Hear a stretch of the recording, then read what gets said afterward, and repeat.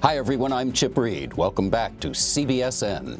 We're now in the final week of voting in Georgia's twin Senate runoffs. The elections give voters the country's newest swing state a direct choice over which party controls the Senate for the next 2 years. Democrats need to win both races to get a 50-50 split in the chamber, leaving Vice President-elect Kamala Harris as the tie-breaking vote. If Republicans win either race, Mitch McConnell will remain, in all likelihood, the Senate Majority Leader, giving the GOP a lot more leverage over the Biden agenda. Already, more than 2.3 million ballots have been cast, according to the U.S. Elections Project. That's more than 30% of the registered voters in the state.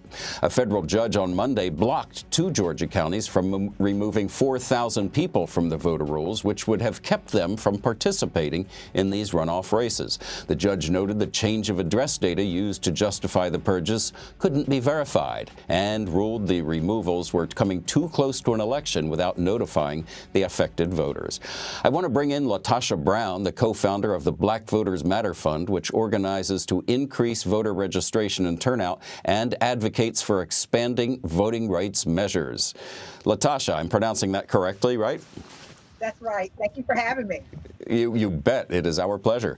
LaTosha, Georgia's Republican Secretary of State attacked this ruling, calling it, quote, a direct attack on rule of law in Georgia and the integrity of elections in the state. And he said he won't stand for it. He attacked the judge in this case, who is the sister of former Georgia gubernatorial candidate Stacey Abrams, who made voting access a top focus after her loss in 2018. What's your reaction to the Secretary of State there? And help us understand why voting access is such a persistent issue in Georgia. You know, this is all political theater. You know, I think that there's a couple of things. Number one, he should be ashamed of himself. The bottom line is, instead of him literally protecting the rights of citizens in this country, in this state to vote, as he's been elected to do and sworn an oath, instead, he's been a part of a process of voter suppression to actually remove people from the voting rolls.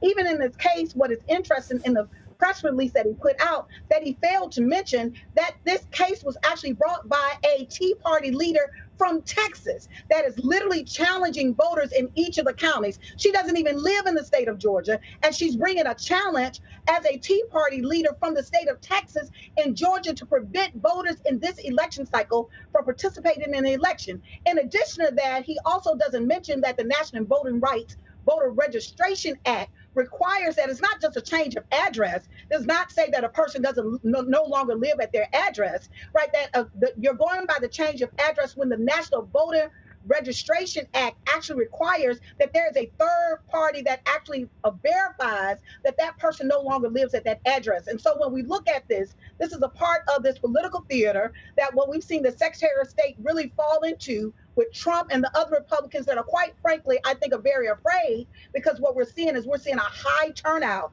in marginalized communities that normally in a runoff election you see a deep drop-off. Instead, what you're seeing is you're seeing voters, you're seeing African-American voters, you're seeing young voters, you're seeing voters in the rural areas come out in record numbers. And so the only way that I think that they believe that they can win this election is to suppress the vote. LaTosha, I love your passion.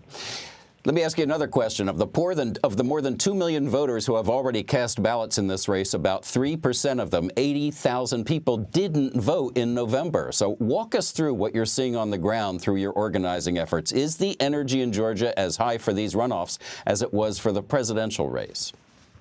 I have worked on elections for 27 years of my life. I have never seen a runoff election, with maybe the exception of Alabama and the U.S. Senate race in 2017. The kind of energy and excitement, the energy and focus excitement. And what I mean by that, people know what is at stake. While the country looks at this race as it is going to be critical for the Republican or the Democratic parties on determining who actually leads going forward, what we're finding, and as we're talking to voters in Georgia, people are really concerned about the lack of leadership that we've seen from our senators and for the state of Georgia. That right now we're talking about a $900 billion stimulus package that has been literally been passed. But what you're seeing is the Republican Party, literally Republican Senate-led Senate, really block that.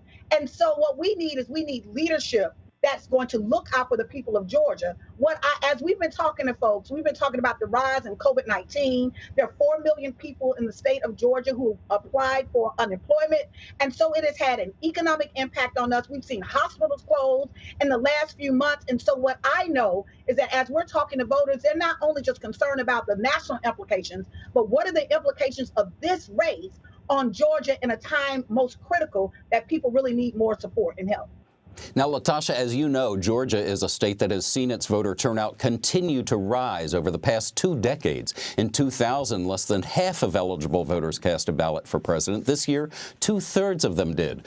So what does a fully mobilized voting population look like in Georgia and in other states nearby? I think we're seeing the evidence of it. What we are seeing is when more people participate in the process, you see a more reflective and more responsive democracy.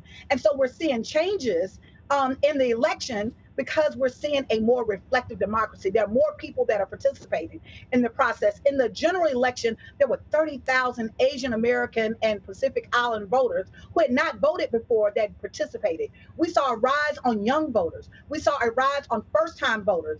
As we're literally seeing not just the demographic shifts in the state, but as we're seeing more people engage, what we're going to see is a more reflective democracy, which I think will be more responsive to the needs of the citizens that live in this state. And so that's what we're seeing. What we do know that ultimately is that organizing works.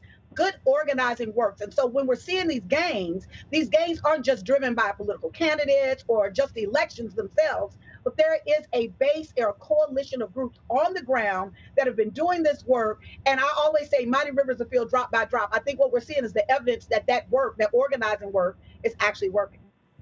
LaTosha, I hope we can get you back on CBSN between now and this election day to update us on what's going on. Absolutely. We'd love to join you. Thank you for having me. Great. Thank you so much.